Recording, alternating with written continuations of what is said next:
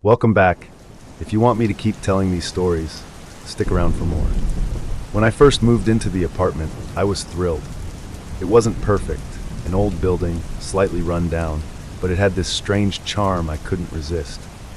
The rent was almost too good to be true, but the landlord said it was because of the building's age and its location in this forgotten corner of the city. I shrugged it off, thinking I'd found a hidden gem. Everything seemed normal at first. Faded wallpaper, wooden floors that creaked a little too loudly, the usual quirks of an older place. But there was one room that felt different. It was tucked away at the back of the apartment, small and unremarkable, probably meant to be a study or guest room. But the moment I stepped inside, I felt it, a soft hum like static, barely noticeable, but impossible to ignore once you'd heard it. At first, I thought it must be something electrical. Maybe the wiring was old, or there was an appliance I hadn't found yet. I flipped switches, checked the outlets, even moved the furniture around, but nothing made it stop. The static just hung in the air, almost like it was coming from the walls themselves. I tried to brush it off, told myself it was just one of those weird quirks old buildings have. I didn't really notice it during the day, but at night, when the rest of the apartment was quiet, the static seemed louder, more insistent. I started avoiding the room without realizing it. Something about that sound made me uncomfortable. Even when I wasn't in there, I felt like it was still in the back of my mind, like a low hum that never went away. Sometimes I thought I could hear it when I wasn't even home, echoing in my head like a noise you can't unhear. But I kept telling myself it was nothing.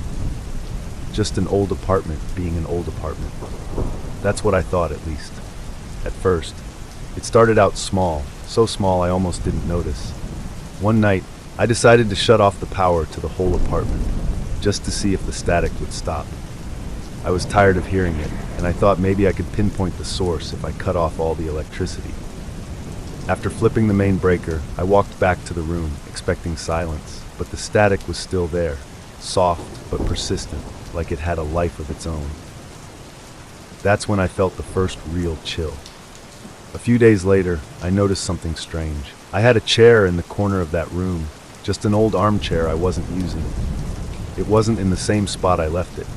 At first, I thought maybe I'd forgotten where I put it, or that it shifted when I moved things around earlier. I pushed it back into place, but the next morning, it was off-center again, only a few inches. I brushed it off, even joked to myself that I was sleepwalking and rearranging furniture in the middle of the night. But then, things started disappearing. I lost my keys once and found them in the room, lying on the floor where I was sure I hadn't dropped them. Books, shoes, small things, everything seemed to end up in there, like the room was pulling them in. I remember clearly placing my phone on the kitchen counter one night, only to find it the next morning inside the static room, right in the middle of the floor. I hadn't even gone in there. I hadn't wanted to. And then, the static got louder. It wasn't just a faint hum anymore. It was becoming more distinct, almost like whispering, but too garbled to make out. It was louder at night, as if the room came alive when the rest of the apartment was quiet.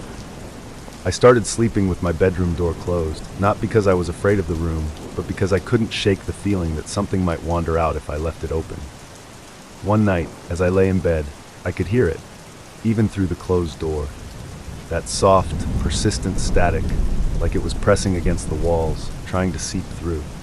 It wasn't just a sound anymore, it felt like a presence, something lurking just out of sight, waiting for me to acknowledge it. I didn't want to, but at the same time I couldn't stop listening. The objects moving around weren't so subtle anymore either. A picture frame fell off the wall in the static room one afternoon. I hadn't been in there for days, but when I went to check it, the glass was shattered and the picture was missing. Just gone, as if it had never existed. I searched the apartment top to bottom, but I never found it. I was starting to wonder if I was losing my mind. I tried inviting friends over, hoping someone else would hear it, see it, anything to confirm I wasn't imagining this. But whenever they came, the room would be dead silent, completely normal. No static, no movement, nothing. It was like the room knew, like it was hiding from them, and I was starting to feel like I was the one it wanted. I thought I could handle it, whatever it was. but the static had become a constant presence, a low hum that clung to everything. No matter what I did, it wouldn't stop.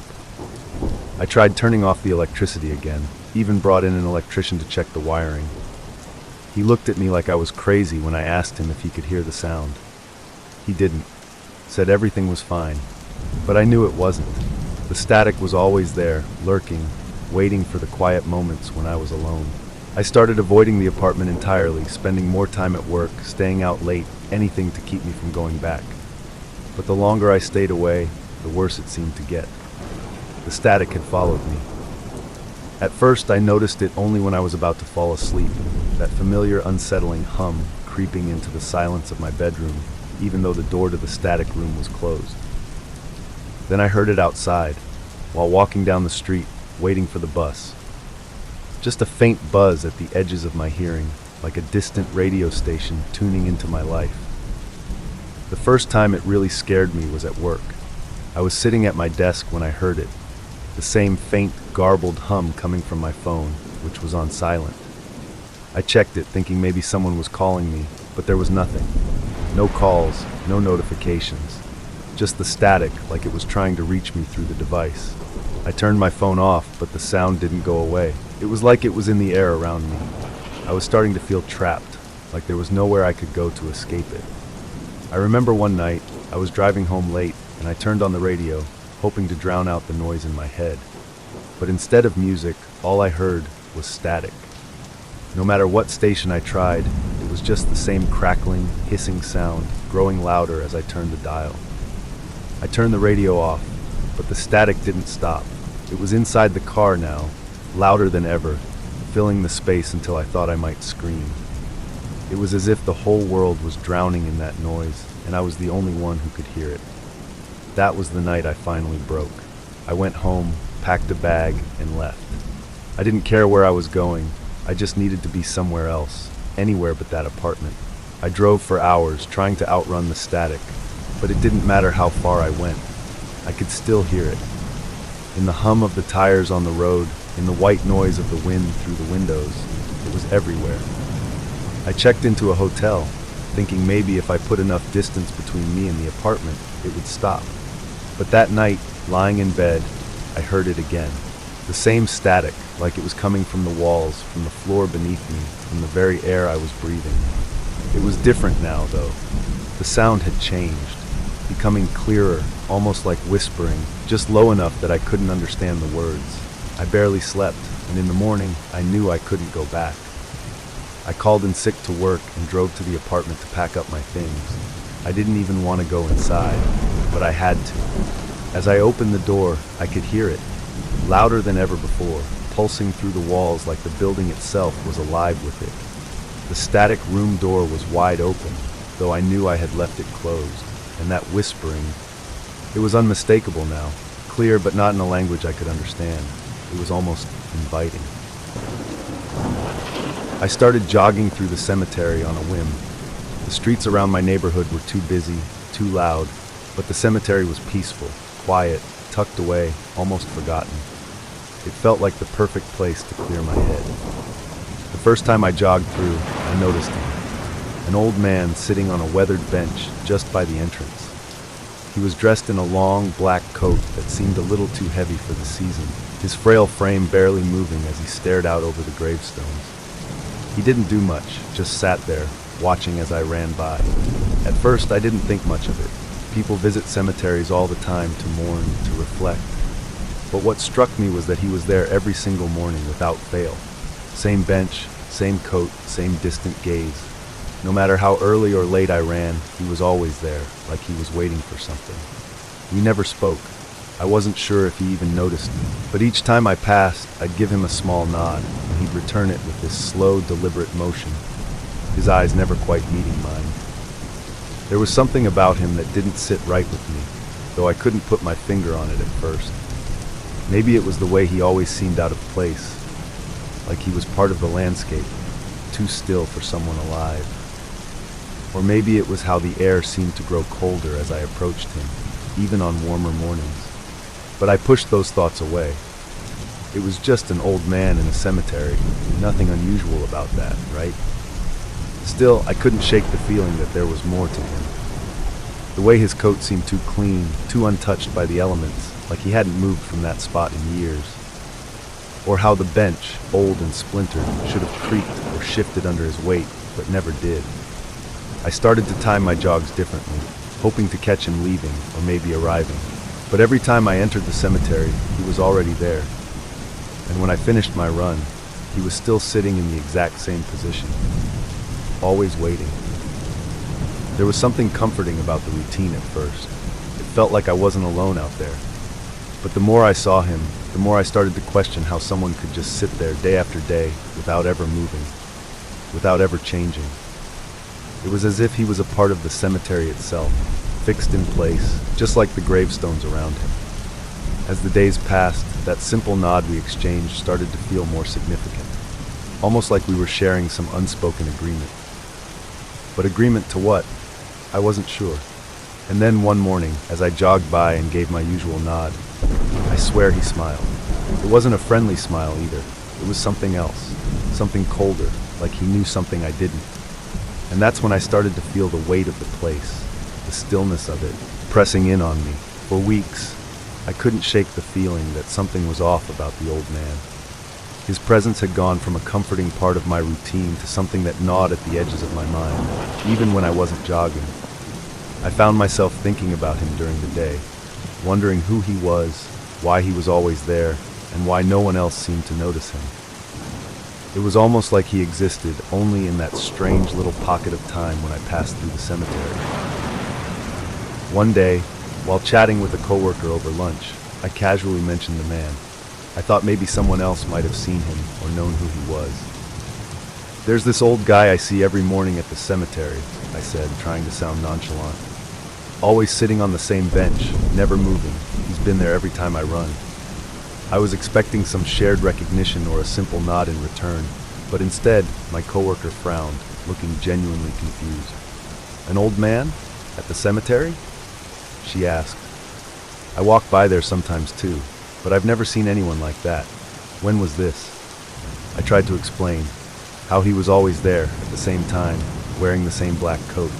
But the more I talked, the more unsettled she looked. She told me the cemetery hadn't had regular visitors in years, that it was mostly forgotten by the locals. And then she said something that sent a chill down my spine. "You know, there was an old man who used to visit that place all the time, years ago, but he passed away. People say he was buried there." I brushed it off at first, laughing awkwardly, but the unease had already settled in. My mind wouldn't let it go. That night, unable to sleep, I searched online for any information I could find about the cemetery. There wasn't much, just a few articles about how it had fallen into disrepair, but nothing about the man. Something about the whole thing felt wrong. So the next day, I went to the library to dig a little deeper. I found it in an old newspaper archive. There was an obituary for a man named William, who had lived alone in the area for decades. He'd been a widower, visiting the cemetery every day to sit by his wife's grave, which according to the article was right near the bench I'd seen him on. But the part that truly made my skin crawl was the date. William had died nearly 20 years ago. The article even mentioned that the bench had been dedicated to him after his passing, the very bench where I'd been seeing him. I felt my hands tremble as I stared at the screen. It didn't make sense. I'd seen him, exchanged nods with him for weeks. He wasn't a memory, wasn't a ghost in some old story. He was real, sitting there every morning, just as solid as the gravestones surrounding him. But how could that be possible if he had been dead for years? Still shaken, I returned home, trying to convince myself that there had to be an explanation. Maybe I had the wrong person. Maybe there was some mistake in the article. But deep down, I knew. The man on the bench wasn't alive, not in the way I understood. I could feel it in the pit of my stomach, an instinct that told me I was seeing something I shouldn't have been seeing, something that wasn't meant for me. But even knowing all of that, I couldn't stop myself from going back. It was like a pull I couldn't resist, an answer I needed but was too afraid to ask.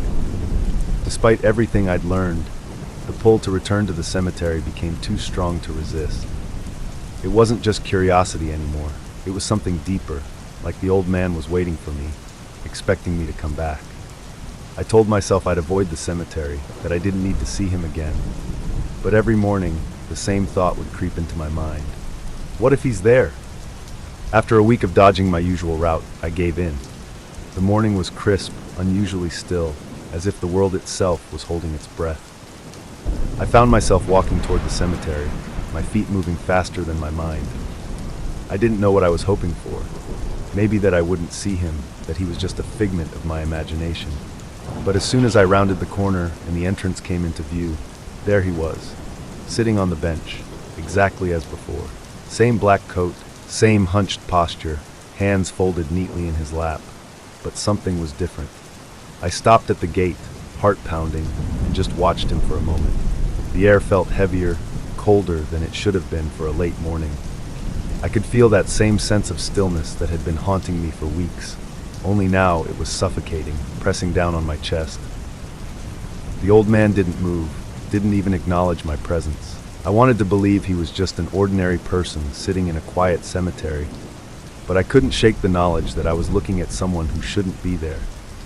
Someone who had been dead for decades. For reasons I still can't explain, I took a step closer, then another. Each footfall felt heavier than the last, like something was pulling me toward him and pushing me away at the same time. I kept expecting him to turn and look at me, to offer that same polite nod, but he stayed perfectly still. As I got closer, my pulse quickened, and I could hear the rush of blood in my ears. The cemetery around us seemed to blur, the world narrowing down to just me and the man on the bench. When I was only a few steps away, I stopped. His head turned slowly, as if sensing my presence for the first time. But it wasn't the casual, distant nod he used to give. This time his eyes met mine directly. They were dark, too dark, like twin voids staring back at me, as though the warmth of life had left them long ago. He smiled, but it wasn't a kind smile. It was cold, deliberate, as if he knew exactly why I'd come back. My skin prickled, and every instinct in my body screamed for me to turn around and leave. Then, just as I was about to back away, I heard it. A sound so faint I almost thought I was imagining it. My name. He whispered my name, the sound slipping from his lips like a breath caught in the wind. It was soft, barely audible, but unmistakable. My blood ran cold. I hadn't told anyone in the cemetery my name. There was no way he could know who I was, and yet he did. I froze, unable to move or speak, my feet rooted to the ground. For what felt like an eternity, we stood there, staring at each other, his smile never fading, his eyes locked onto mine with an intensity that made my skin crawl. The world around us seemed to fall away. No wind, no birds, just the silence and his gaze pinning me in place. Finally, something in me snapped. Without thinking, I turned and ran, my heart pounding in my chest as I fled the cemetery, the cold air burning my lungs. I didn't stop running until I was back in my apartment. The door slammed shut behind me, and even then I could still feel his eyes on me, like he was watching from afar, waiting. I haven't been back to the cemetery since. But sometimes, when I'm alone, I can still hear it, that soft whisper of my name, carried on a breeze that shouldn't be there. And every time I pass by a window or glance into a dark corner, I half expect to see him sitting there, waiting for me, just like he did every morning. The first time it happened, I remember it was late, probably close to midnight. I was already in bed, scrolling through my phone mindlessly when it suddenly buzzed. My screen lit up, and that's when I saw it. My own number staring back at me from the caller ID. For a second I just stared, confused. It had to be some kind of glitch, right? A random technical hiccup. Phones don't call themselves. Out of sheer curiosity, I answered. "Hello?" I said, expecting nothing, maybe a dead line or a robocall. But instead there was this heavy, uncomfortable silence on the other end. No static, no faint crackle of a bad connection, just nothing. It was the kind of silence that almost felt deliberate, like someone was there listening but refusing to speak. I held the phone to my ear for what felt like a long time, heart beginning to race, waiting for some kind of sound, anything that would explain this. But the silence never broke. I could feel my pulse thudding in my chest, the unsettling sensation that I wasn't alone on the line. Eventually, I hung up, convincing myself it had been a glitch after all. I even joked to myself about it, some random tech issue, nothing to worry about.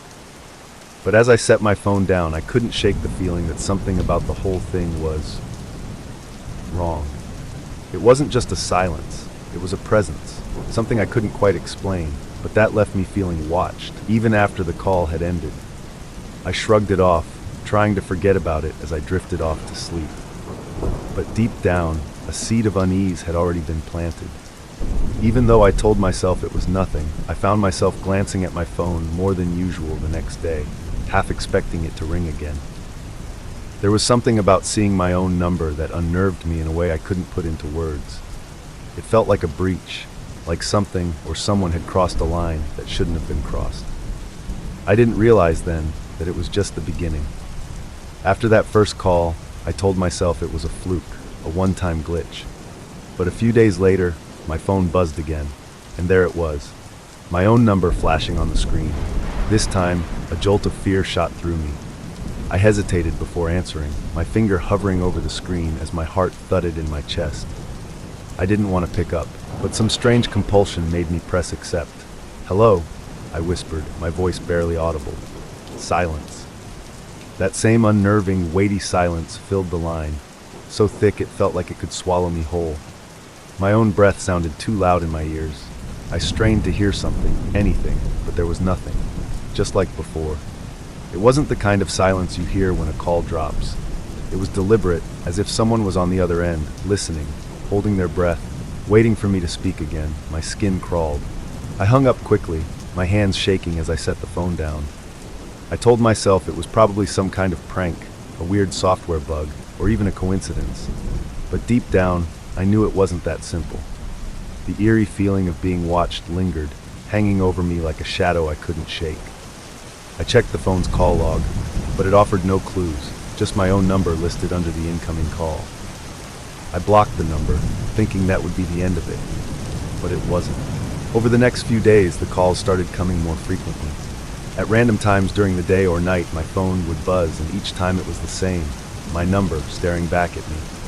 Each time I would answer, and each time the silence greeted me, cold and unsettling. But then it got worse. One evening, as I pressed the phone to my ear, I heard something different. Faint, but unmistakable. Breathing. Slow, steady, almost rhythmic. Whoever was on the other end wasn't just staying silent anymore. They were there, listening, waiting. I froze, my heart pounding in my chest, the sound of my own breathing now mixing with theirs. I wanted to scream into the phone, to demand that they stop, but something about that quiet, deliberate breathing terrified me. It wasn't normal. It wasn't right. The call ended abruptly, and I stared at my phone in disbelief, my hands cold with fear. I switched phones after that, changed my number, did everything I could to cut off whatever was happening. For a few days, things were quiet, and I started to relax. Maybe I'd finally broken the cycle. But then, late one night, the phone rang again. I glanced down at the screen and my stomach twisted. It was the new number I had just created. My own number, again. I answered, almost against my will. This time the breathing was louder, more pronounced, like whoever was on the other end was standing right behind me. It felt closer. My throat tightened, my skin prickling as I waited for the silence to break, for the voice I was dreading to finally speak. But it didn't. The breathing continued, steady and unhurried, filling the room with an oppressive weight that made it hard to breathe. I hung up, heart hammering, but the fear stayed with me long after the call had ended. The calls weren't just some random glitch, and they weren't stopping. No matter what I did, it felt like I couldn't escape it. And the worst part? I knew the silence wouldn't last forever. I knew the next call was coming before my phone even lit up. It was late. So late that the quiet of the house seemed unnatural, oppressive. I had been lying in bed, staring at the ceiling, trying to pretend that I wasn't waiting for it. But when my phone finally buzzed, I flinched, the sound slicing through the stillness of the night like a blade. I didn't want to look at the screen, but I couldn't help myself. There it was again, my own number staring back at me, as if mocking me. This time, though, something felt different. The air in the room seemed colder, thicker, as if it was pressing down on me. My hand trembled as I reached for the phone. I didn't want to answer. Every part of me screamed not to, but I was powerless to resist. I pressed accept and slowly raised the phone to my ear.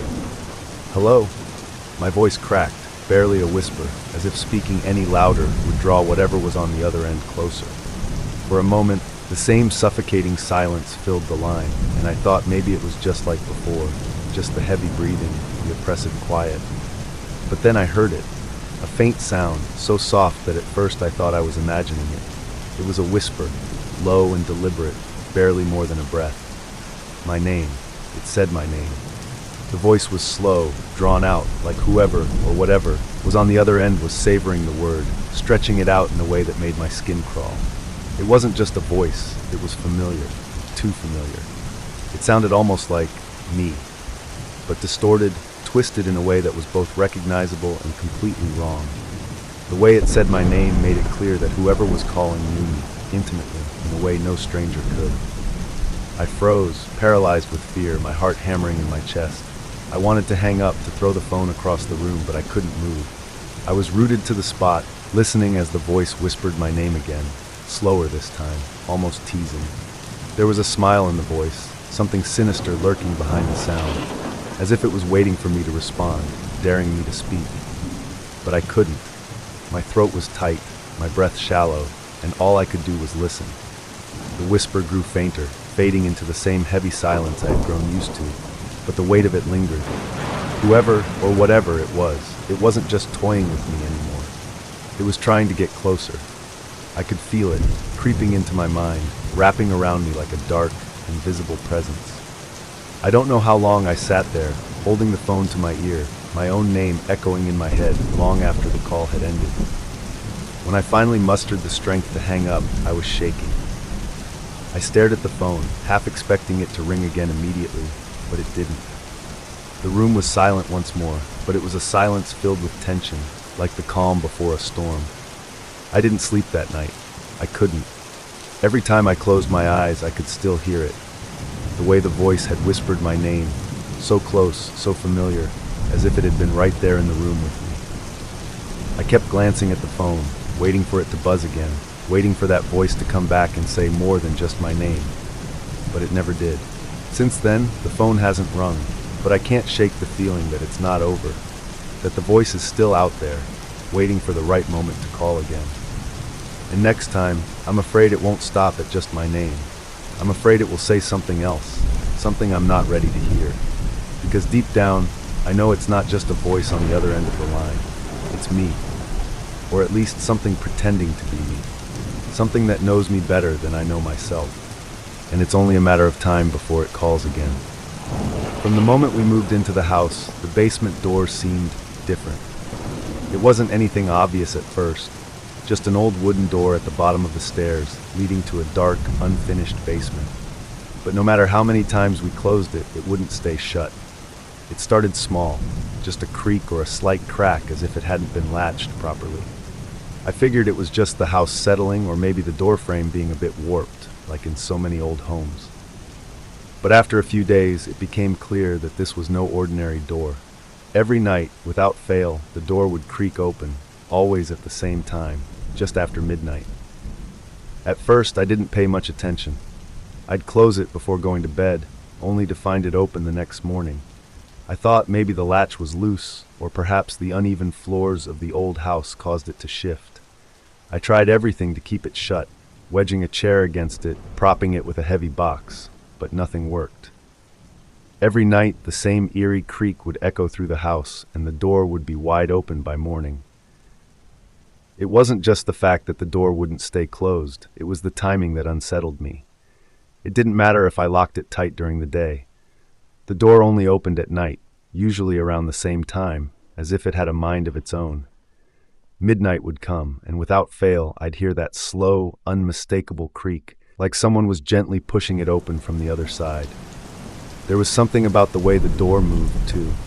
It wasn't abrupt, like a draft pushing it or the house shifting. It was deliberate, slow, like something was testing the latch, making sure it wasn't being watched before slipping it open, just enough to leave a gap. Each time I'd rush downstairs, expecting to find someone or something on the other side, but the basement would be as silent as ever, a heavy stillness hanging in the air. I couldn't explain why, but that door filled me with an unease I couldn't shake. It felt like more than just an old door. It felt like something was behind it, something that wanted out. And no matter how hard I tried to convince myself it was just the quirks of an old house, deep down, I knew there was something wrong. The door wasn't just refusing to stay shut. It was opening for a reason. Not long after we gave up trying to keep the basement door shut, something even more unnerving started happening. Footsteps. It was subtle at first. I'd be sitting in the living room late at night, the house quiet, when I'd hear the faintest creak, like the groan of a floorboard being stepped on. At first I brushed it off as the house settling, but as the days passed, the noises grew louder, more distinct.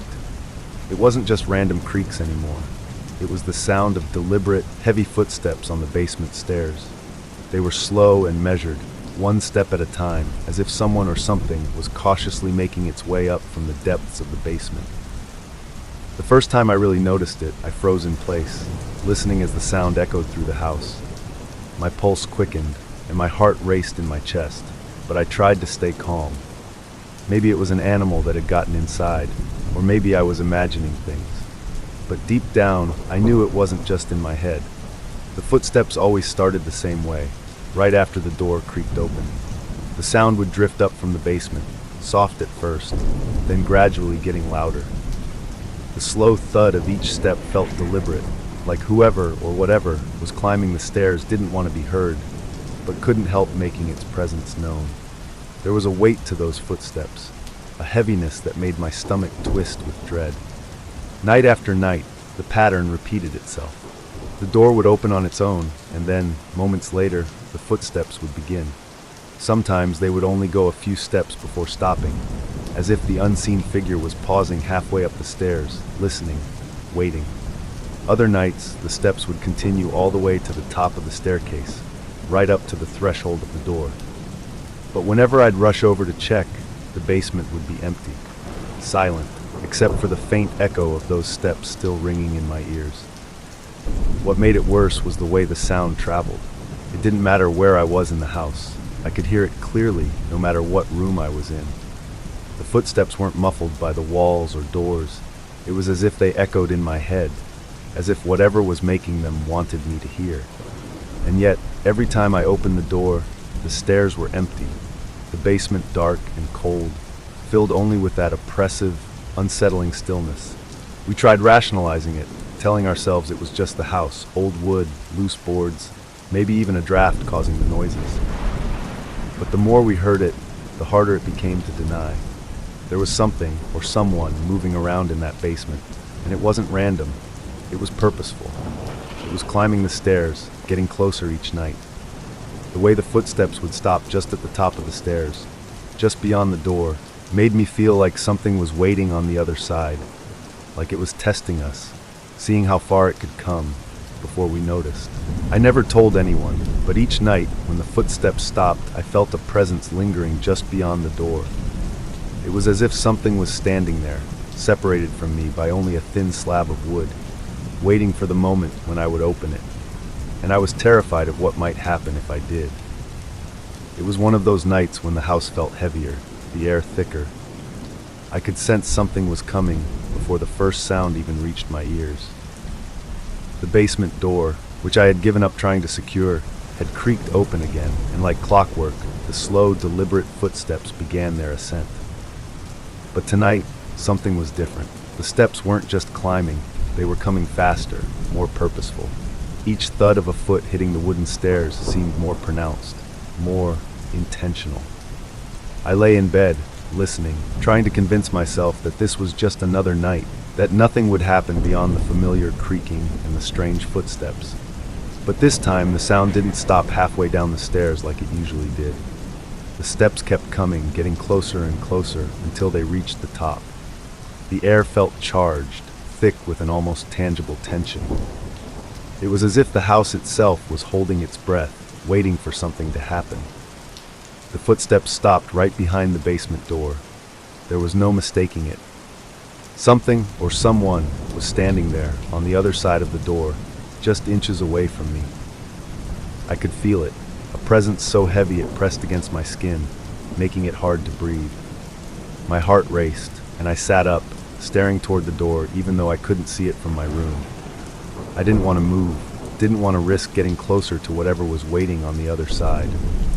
I've heard people say that when something is watching you, you can feel it. They're right. I felt it in every nerve, every bone.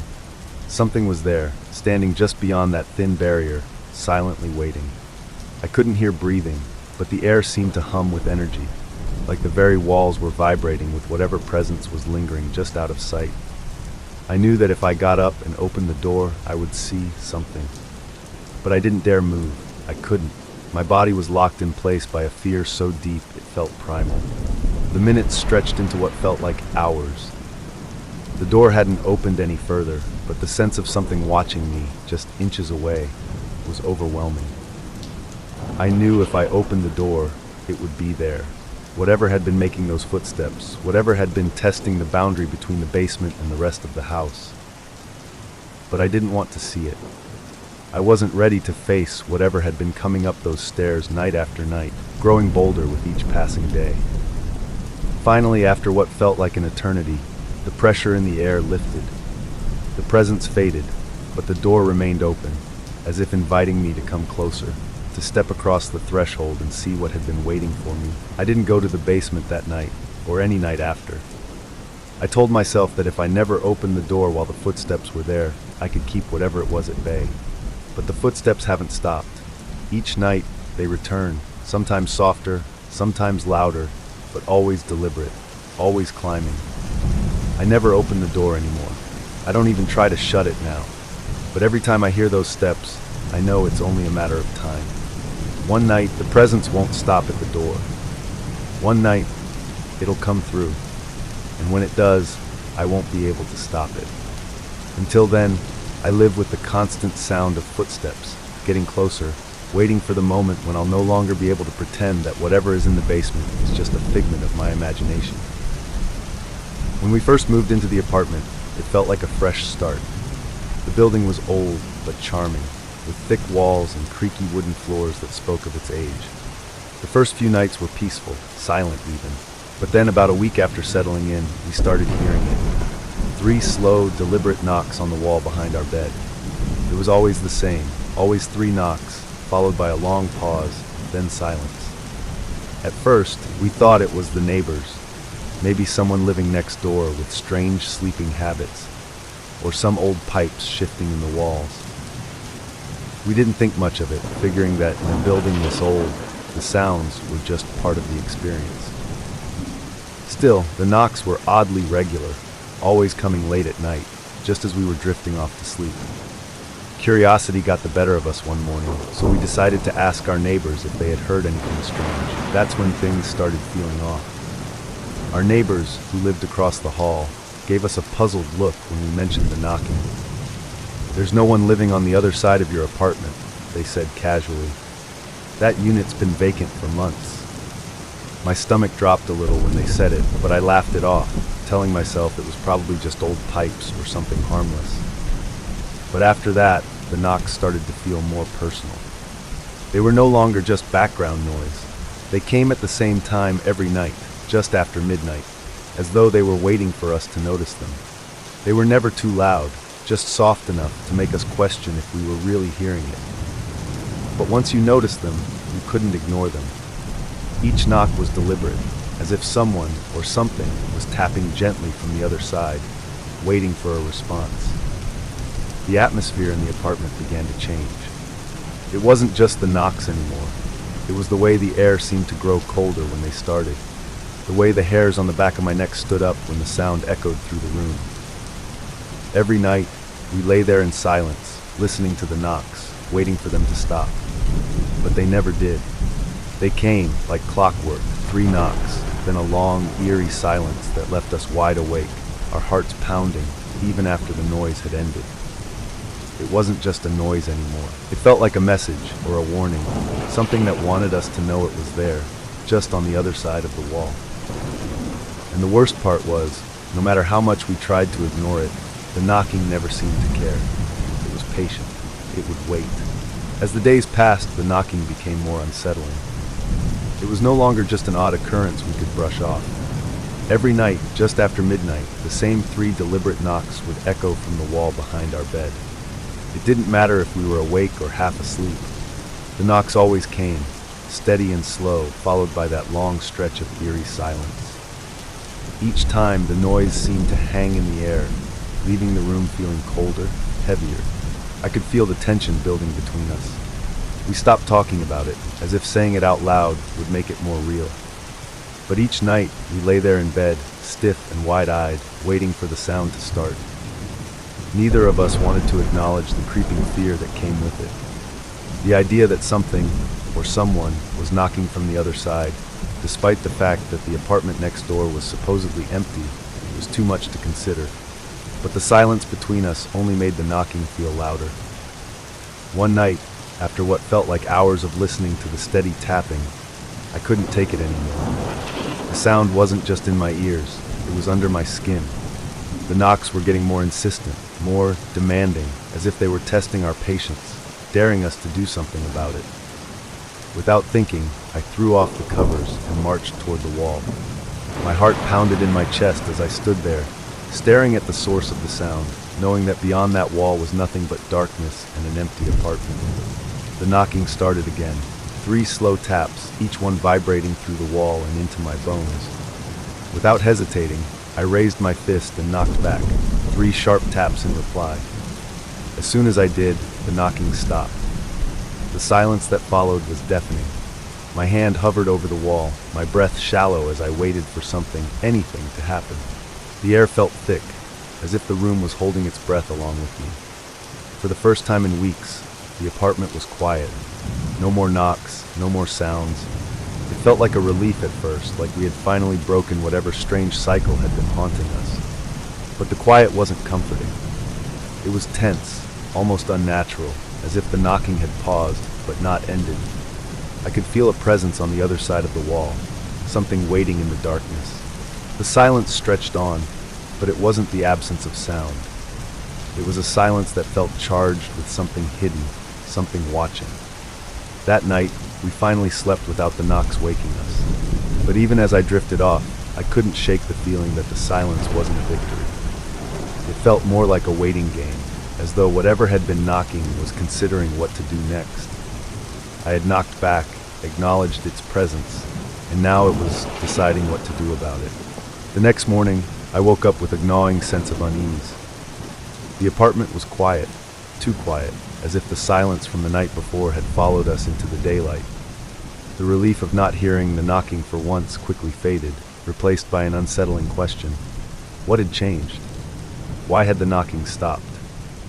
It felt like the calm before a storm, the kind of silence that settles over a place when something is waiting to happen. I couldn't get the thought out of my head that the knocking had responded to me. The moment I knocked back, it had stopped.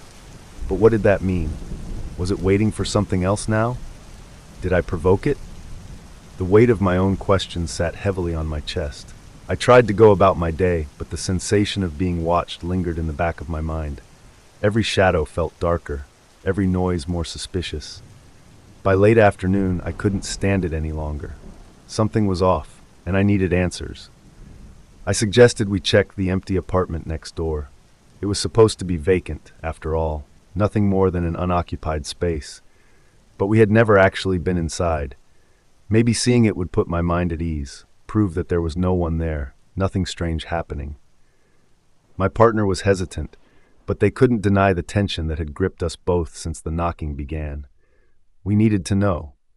We knocked on the landlord's door, casually asking if we could take a look inside the neighboring apartment, making up some excuse about potential noise issues. He handed us the keys with a shrug, seemingly unconcerned. The hallway felt longer than usual as we approached the door. My hands trembled as I slid the key into the lock, and when the door creaked open, a blast of cold air hit us, far colder than it should have been for a building that old, in the middle of summer. The apartment was empty, just as we expected, bare walls, dusty floors, and an odd stale smell, as though it hadn't been touched in years. But something was off. The room felt wrong. The atmosphere was thick, as if the air itself was watching us. As we made our way toward the wall that connected to our bedroom, the temperature dropped even further. My breath hitched as we approached the spot where we'd been hearing the knocks night after night. That's when we saw them. Deep scratches covered the wall. Not just light scuff marks, no. These were deep, jagged gouges in the plaster, as if something had been clawing at it, desperate to get through. The scratch marks crisscrossed in an almost deliberate pattern, and they were fresh. The plaster was chipped and raw, tiny flakes still littering the floor beneath. The worst part was that some of the marks formed a shape we immediately recognized, the same rhythmic pattern as the knocks. 3 deep scratches, then a pause, then 3 more, perfectly spaced out, just like the tapping we'd heard every night. I stepped back, my heart pounding in my ears as I stared at the marks. It felt like my body had turned to ice. This wasn't just noise. Something had been trying to get through that wall. Something with intent. The knocks hadn't been random. They were a signal, a warning, or worse, an invitation. My partner was as white as a sheet, their eyes locked on the scratches. "We have to leave," they whispered, voice trembling. I nodded, my throat too dry to speak. We both knew we had crossed the line. By knocking back, we had acknowledged whatever was trying to reach us, and now it had shown us how close it had come. We rushed out of the apartment, locking the door behind us, but the cold, oppressive feeling followed us back into our own home. The apartment next door may have been empty, but it wasn't uninhabited. Something was there, something that had been watching, waiting, and now it knew we were aware of it. That night, I couldn't sleep. I kept staring at the wall, half expecting the knocks to return, louder and more insistent than ever. But they didn't. The silence was worse. I knew that whatever had been knocking wasn't done with us. The scratches on the wall told me everything I needed to know. It had been trying to get through. And now that we'd confronted it, I had a feeling it wouldn't stop until it did. After the break-in scare, installing security cameras felt like the logical thing to do. I wanted peace of mind, to know that my home was protected, and that I could see everything that happened, day or night. The cameras were set up in every key area, outside the front door, along the driveway, and inside the main rooms of the house. At first, it was reassuring. The little green lights blinked softly in the corners, and the app on my phone gave me real-time access to all the feeds. Nothing out of the ordinary, just the usual movements of daily life. For the first week or so, I checked the footage out of habit, feeling satisfied when there was nothing to see. But then, about 2 weeks in, something strange happened. One morning, while reviewing the previous night's footage, I noticed a gap, 2 full hours of missing time. It was as if the cameras had just stopped recording between 2 a.m. and 4 a.m. I checked the system diagnostics, expecting to find a glitch, but nothing seemed wrong. No power outage, no interruption in service. The cameras had been on the entire time, but they'd recorded nothing. It wasn't just static or a black screen. The footage simply skipped those 2 hours as if they never happened.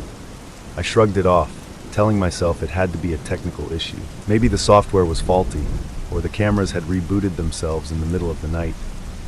I reset everything, made a mental note to keep an eye on it, and tried to forget about it. But something about the missing footage nagged at me, even as I tried to convince myself it wasn't a big deal. The idea that there was a gap in the time when I wasn't sure what had happened, when I couldn't account for every second in my own home, left a heavy feeling in the pit of my stomach. The next few nights were uneventful. The cameras recorded everything as they should, and I started to relax. It was just a one-time glitch, I told myself. But that reassurance didn't last long. A few days later, another gap appeared, again in the middle of the night, again for 2 full hours. This time, it was between 3 a.m. and 5 a.m. The rest of the footage from that night was normal, except for that same unsettling absence. I checked the system again. Everything was working perfectly. No explanation. That's when the uneasy feeling started to grow. It wasn't just about the missing time anymore. It was the fact that I didn't know what happened during those hours. The knowledge that there was a stretch of time where something could have been happening in my house, and I would have no idea. The cameras were supposed to give me control, a sense of security. Instead, they were showing me just how much I couldn't see. I couldn't shake the thought that something had happened during those gaps, something the cameras couldn't or wouldn't capture. I started to wonder if maybe the cameras were showing exactly what was happening. Nothing, because during those hours I wasn't supposed to see. But see what? That question lingered, heavy and unanswered, as I kept watching the feeds every night, hoping for something that would explain it. But all I found was silence and more missing time. The gaps started happening more often, and each one seemed to stretch just a little longer than the last. At first, it was just those 2-hour blocks disappearing in the middle of the night. Now the gaps were creeping further into the early hours, sometimes starting as early as 1 a.m., other times stretching until almost dawn. It felt like the missing time was swallowing more and more of the night, slowly eating away at my ability to track what was happening in my own home. I tried everything, resetting the system, checking the wiring, even upgrading the cameras themselves. But the result was always the same: long, empty hours where no footage existed. Every morning, I'd wake up to find yet another chunk of the night had vanished, with no explanation. The more I tried to fix it, the more out of control it felt, like the cameras themselves were in on something I wasn't meant to know. Then, things started moving around the house. At first, it was so subtle I almost didn't notice. A chair in the living room was slightly out of place, just a few inches from where it had been the day before. I figured I must have bumped it without thinking. But then it happened again. A door that I always left closed was suddenly open in the morning. Small objects seemed to shift positions. My keys would end up on a different counter. Books on the shelf would be out of order, like someone had pulled them out and hastily put them back. I thought I was losing my mind. I began questioning myself, second-guessing every little thing. Had I left the door open? Did I move the chair? Were these things happening, or was I imagining it? I tried to write it off as stress or forgetfulness, but deep down, I knew something wasn't right. The feeling in the pit of my stomach had returned, worse than ever. It was as if the house was subtly rearranging itself when I wasn't looking, but I couldn't figure out how or why. I became obsessive about checking the footage, convinced that it would reveal something. But every time I looked, there it was, hours of missing time. The same gaps in the timeline where nothing was recorded. No intruders, no visible movement, just the blank spaces where time seemed to dissolve. The footage before and after the gaps was normal, showing me going about my day, everything in its place. But in between, during those long hours of silence, it felt like the house had a life of its own. One night, I decided to stay up late, determined to catch whatever was happening. I sat in the dark, phone in hand, watching the live feed of the cameras on my screen. Midnight came and went, and everything was still. The minutes ticked by, and for a while I started to feel foolish, like maybe this had all been in my head. But then, just after 1:30 a.m., the feed flickered. For a split second, the image blurred, and when it came back, I noticed something off. The front door, locked, as I always made sure it was, had shifted slightly, just enough to let in a sliver of the night outside. The chair near the door had moved again, a few inches closer to the door than it had been earlier in the evening. My heart pounded as I stared at the screen, trying to convince myself it was nothing, but deep down, I knew something was wrong. I rushed to check the front door. It was closed, but unlocked. My hands trembled as I locked it again and returned to my screen, hoping to catch any other strange movement. But then, just as before, the feed cut out. Another gap. Another stretch of time where the cameras showed nothing at all. When the feed finally came back hours later, everything was back to normal, like nothing had ever moved. But I knew better. Something, or someone, had been in my house during those missing hours. Something that didn't want to be seen. The gaps in the footage were growing longer, and the disturbances in the house were becoming harder to ignore. I couldn't keep convincing myself it was just my imagination or faulty equipment. Each morning brought a new shift in the house. Objects moved, doors left ajar, and that same suffocating sense that something was wrong, that something had happened in the night while I slept, unaware. One morning, after another restless night, I noticed the bedroom door was slightly open. I had made a habit of locking it before bed, convinced it would help me feel safer, but here it was, cracked just enough for a shadow to slip through. My skin prickled as I walked over to it, hesitant to touch the doorknob. The lock was undone, but I knew I had locked it the night before. I checked the footage, my hands trembling as I scrolled through the timeline. But as I feared, there was another gap, hours missing from the middle of the night, leaving only empty frames. I watched the footage leading up to the gap. It showed me going to bed, locking the door behind me as usual. But just before the feed cut out, the camera in the hallway picked up something strange. The angle shifted. Slowly, almost imperceptibly, the camera had moved on its own, turning slightly toward my bedroom door. My heart raced as I replayed it again and again. The camera had never moved before, never turned without me adjusting it. But there it was, tilting just enough to catch the door in its frame. It was as if someone, or something, was watching me through the lens, waiting for the right moment to act. I couldn't explain the feeling that came over me as I stared at that footage. It wasn't just fear, it was the realization that whatever was happening had been happening for far longer than I'd realized. The gaps in the footage weren't accidents.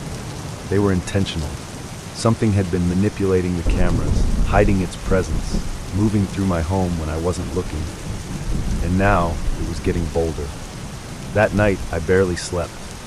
Every creak of the house, every rustle of the wind outside sent my heart racing. I lay there, staring at the ceiling, waiting for the cameras to flicker, for the door to creak open. When the morning finally came, I checked the footage first thing. My stomach dropped as soon as I saw the gap, this one even longer than before. The footage before it was normal, showing me tossing and turning in bed, my bedroom door firmly closed. But what came after the gap was what terrified me the most. The feed resumed with the camera pointed directly at my bedroom door. It had been fully open, and there was something just barely visible in the frame. A dark figure, blurry and indistinct, standing in the doorway, as if frozen in place. It didn't move, it didn't make a sound. It just stood there, watching. The camera focused on it for a split second before the footage ended. I couldn't breathe. I replayed it over and over, hoping it was some trick of the light, but it wasn't. The figure was real. It had been standing there, right outside my bedroom, during those missing hours. And worse, I had no idea how long it had been watching me, how many nights it had stood there in silence, just waiting. The realization hit me like a punch to the gut. I wasn't alone in my house. Someone or something was coming in during those gaps in the footage, watching me, moving through my home while I slept. The cameras hadn't been malfunctioning. They were being controlled, manipulated to keep whatever it was hidden from view. I no longer felt safe in my own home. The walls that once gave me comfort now felt like a trap, closing in around me. Every night, the gaps in the footage grew longer, and every morning I found more signs that something had been there. But I never saw it, never caught it on camera, never heard it enter or leave. All I had were those haunting images, those brief moments before and after the gaps, when I knew it had been watching me, just out of sight.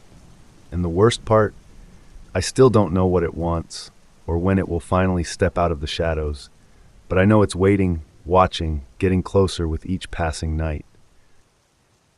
It all started with something simple, something so ordinary I didn't even think twice about it at first. One morning, I came home from a run and found my house keys sitting on the kitchen counter.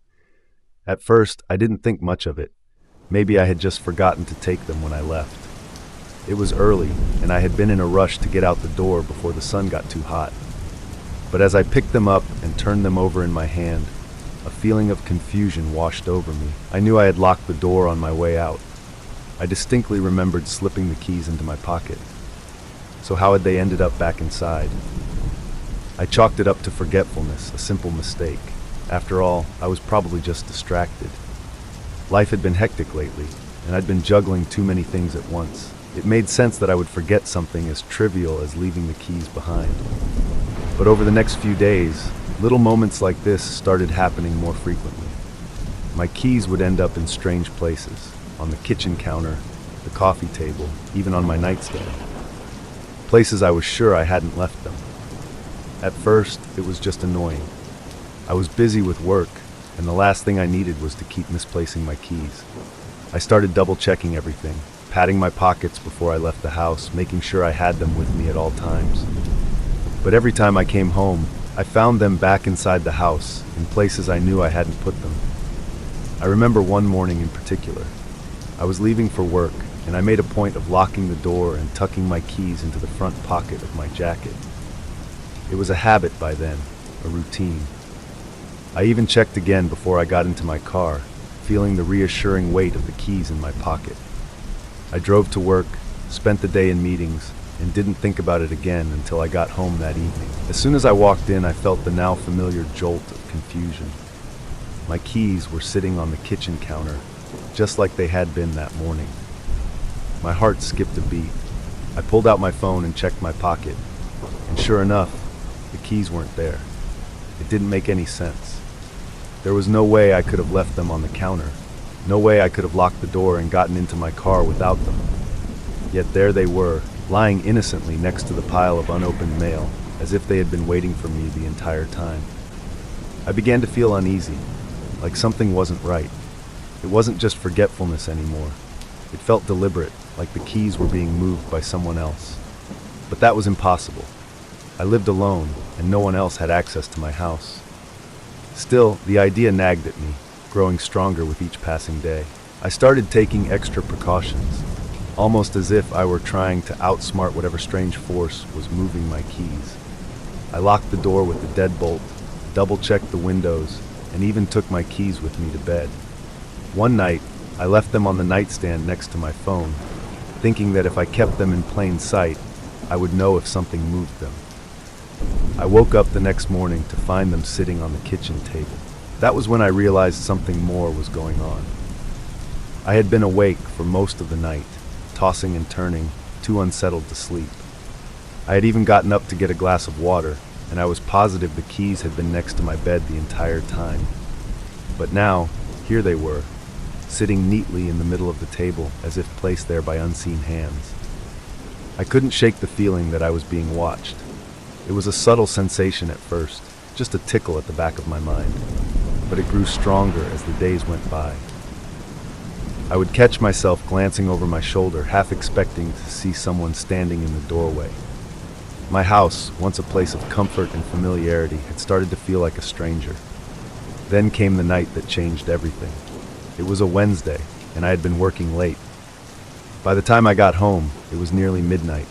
The house was dark, and the air inside felt heavy, almost suffocating. I locked the door behind me, as I always did, and set my keys on the kitchen counter. The house was silent, save for the faint hum of the refrigerator, but the silence felt wrong somehow, too thick. I made my way to the bedroom, trying to ignore the unease gnawing at me. As I settled into bed, something felt off. I lay there in the dark, listening to the quiet, trying to calm my racing thoughts. But I couldn't shake the feeling that something was about to happen, like the air in the house was holding its breath, waiting. That's when I heard it, the unmistakable sound of the front door creaking open. My body froze. I lay there, heart pounding, trying to convince myself that it was just my imagination, that the door couldn't possibly have opened. I had locked it, I was sure of it. But the soft creak of the door swinging open was unmistakable. And then came the slow, deliberate sound of footsteps. Someone was in the house. I sat up in bed, my heart racing, every nerve in my body screaming for me to stay still, to be silent. The footsteps were soft but purposeful, moving slowly through the hallway, heading straight toward my bedroom. I held my breath, barely daring to move as I listened to the intruder draw closer. The floorboards creaked with each step, and the sound sent chills down my spine. My mind raced through possibilities. Could it be a burglar? But nothing had been taken. Nothing had been disturbed. The house was in perfect order, except for the keys that had moved on their own. I realized then that whoever or whatever was in my house wasn't there to steal. They were there for me. The footsteps stopped just outside my bedroom door. I could feel the presence there, lingering in the dark, waiting. My pulse hammered in my ears, and I squeezed my eyes shut, willing it to go away. But it didn't. The door creaked open just an inch, just enough for the darkness beyond to seep into the room. I couldn't breathe. I couldn't move. And then, just as suddenly as it had started, the door slowly closed again, and the footsteps retreated. The house fell silent once more. I stayed awake the rest of the night, too terrified to move from the bed. When the first light of dawn filtered through the curtains, I finally gathered the courage to leave the room. The house was as I had left it, except for one small detail. My keys were gone. I searched the entire house, but they were nowhere to be found. It wasn't until later that evening, after hours of searching, that I found them. They were lying neatly on my nightstand, as if they had been there all along, waiting for me. It was then that I knew something was playing with me, toying with my sense of reality. And no matter how many times I moved the keys, no matter how careful I was, it would always find a way back inside.